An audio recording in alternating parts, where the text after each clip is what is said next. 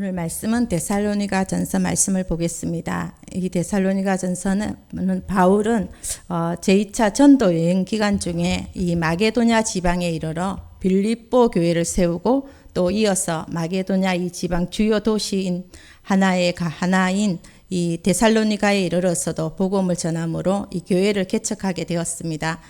그러나 바울은 유대인들의 거센 박해를 받음으로써 말미암아 데살로니가에서 복음을 듣고 영접한 성도들을 더 굳게 세울 겨를도 없이 그곳을 급히 떠나지 않으면 안 되었습니다. 그리하여서 바울은 베레아를 거쳐 아덴으로 갑니다. 그런데 바울은 이제 개척한 지 얼마 되지 않는 이 데살로니가 교회가 염려되었습니다. 그래서 몇 번이고 다시 이 데살로니가로 가고자 했지만 그 뜻을 이루지 못하였고 부득이 그를 대신해서 형제 디모데를 데살로니가 교회로 파송하고 바울 자신은 고린도로 가서 사역을 계속하게 됩니다. 그러던 중 디모데가 바울에게 이 데살로니가 교회의 소식을 전하게 됩니다. 디모데가 가져온 소식은 대체로 기쁜 소식이었습니다. 이 데살로니가 교회는 세운 지 얼마 되지 않았습니다. 그렇지만 그들에 대한 핍박이 있었음에도 불구하고 재림에 대한 소망 가운데서 신앙을 꿋꿋하게 지키고 있는 것은 물론 그 교회 안에 믿음과 사랑이 풍성하였다는 것입니다. 또한 이 데살로니가 교회 성도들이 하나님께 대한 믿음과 성도 간의 사랑이 풍성하다는 것과 거센 박해를 또 이겨내며 신앙을 꿋꿋하게 지키고 있다는 소식을 듣고 데살로니가 교회에 그러한 신앙을 주시고 성도를 주신 하나님께 바울은 감사합니다. 오늘 이러한 내용의 본문을 통해서 말씀을 함께 나누도록 하겠습니다. 1절에 바울이 실라와 및 디모데와 공동 명의로 본 서신을 데살로니가 교회에 보냄을 밝히고 있습니다. 실라는 로마 시민권을 가진 유대인으로서 주를 위해서 목숨을 아끼지 않았던 신실한 그리스도 일꾼이었으며 또 예루살렘 내에 있는 그리스도인들 사이에서도 존경을 받았습니다. 그리고 바울과 함께 전도 여행을 하면서 빌립보에서는 혹독한 매를 맞고 또 감옥에 갇히기도 했으며 데살로니가에서는 교회 개척에도 함께 하였음에도 불구하고 바울과 함께 성난 폭도들에게 쫓기어 도망하는 그 지경까지 이르렀습니다. 또한 디모데는 바울의 1차 전도 여행 때 루스드라에서 회심한 자로서 바울이 참으로 믿음으로 낳은 참 아들이라고 표현할 정도로 깊이 사랑하였던 사람 중에 하나였습니다. 그는 바울이 2차 전도 여행 중 루스드라를 다시 방문하였을 때 복음 사역에 동참했으며 또 바울과 실라가 폭도들에게 쫓겨 데살로니가를 떠났을 때에도 그곳에 계속 남아서 복음을 전하게 됩니다. 그리고 바울은 아덴을 떠나 고린도로 가서 1년 6개월을 유하며 천막을 만들어 자신의 생업을 이어가고 또 바울이 해당에서 유대인과 헬라인들에게 복음을 계속 전하게 됩니다. 이때 디모데는 다시 고린도로 바울을 찾아가 데살로니가 교회가 짧은 그 시간에 비해서 신앙생활에 모범을 보이고 박해를 받는 가운데서도 꿋꿋하게 믿음을 지켜나간다는 성도들의 기쁜 소식과 함께 그럼에도 불구하고 성도들 사이에 종말에 대한 잘못된 생각 때문에 신앙적으로 많은 어려움을 겪고 있다는 안타까운 소식도 접하게 됩니다.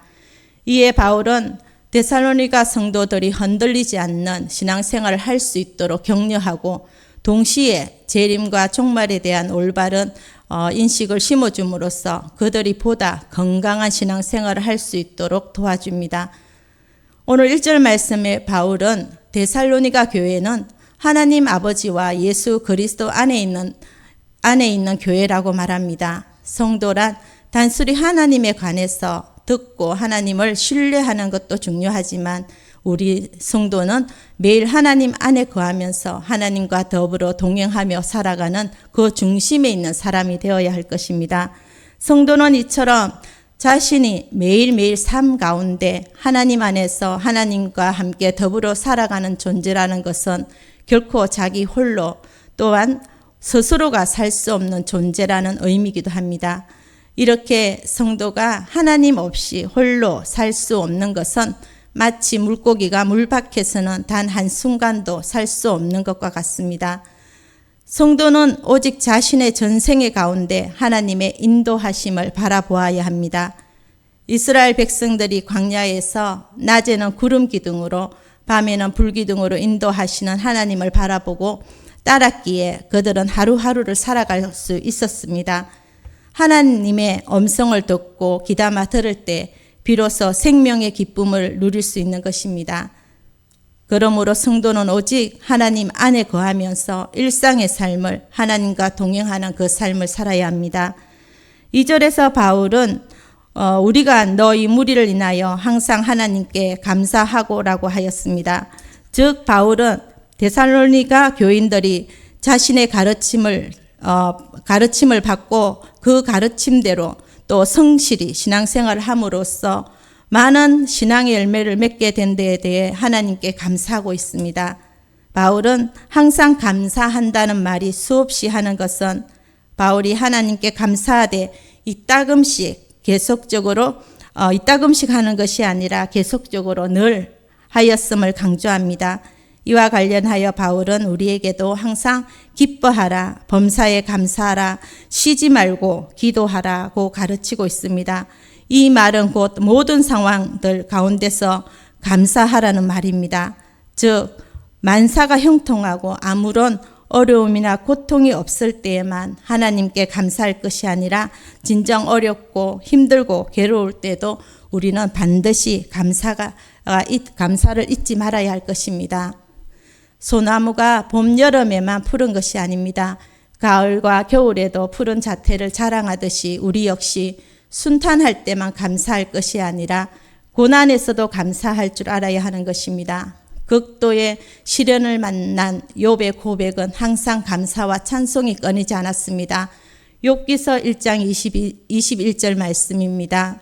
내가 모태에서 적신이 나왔사온즉 또한 적신이 그리로 돌아가올지라 주신 자도 여호와시요 취하신 자도 여호와시니 여호와의 이름이 찬송 받으실지니다 라고 고백합니다. 나에게 유익이 될 때만 하는 그 감사, 자기를 중심 삼아 사는 사람은 이득을 따져서 감사하거나 불평합니다. 즉 자기에게 이롭다고 생각하면 감사하고 해롭다고 생각한다면 불평하는 것입니다. 하지만 우리 그리스도인들의 감사는 범사에 늘 감사하여 항상 감사가 되어야 합니다.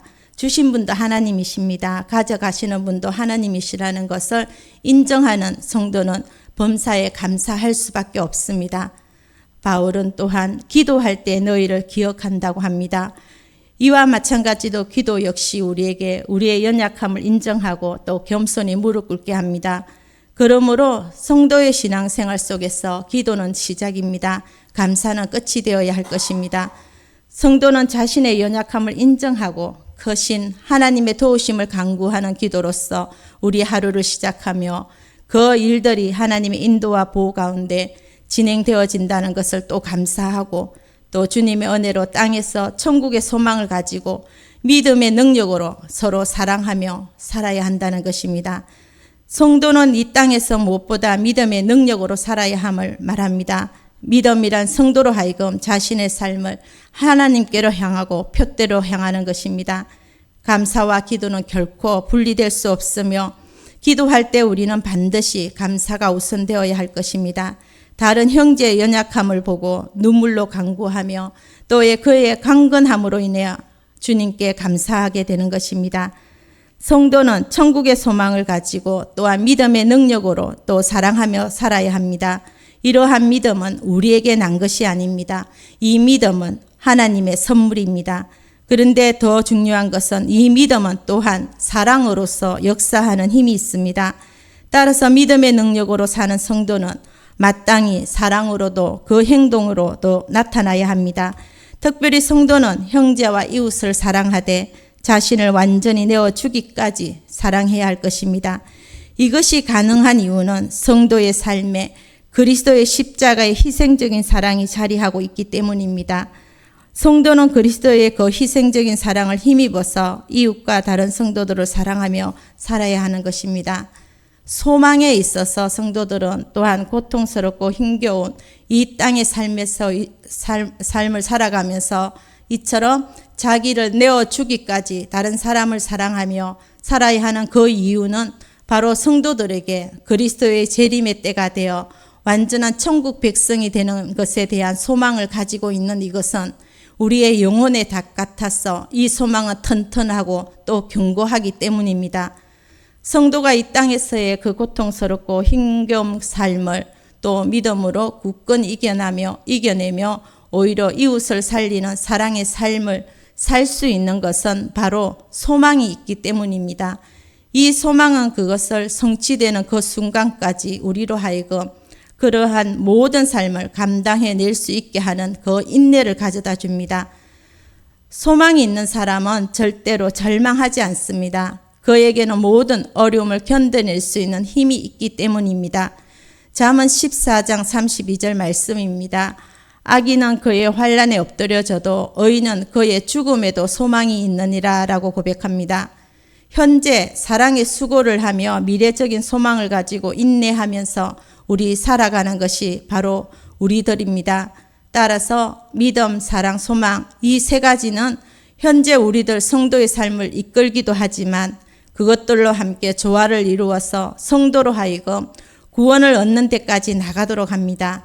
3절 말씀에 보면 데살로니가 교회에는 믿음의 역사가 있었다고 합니다.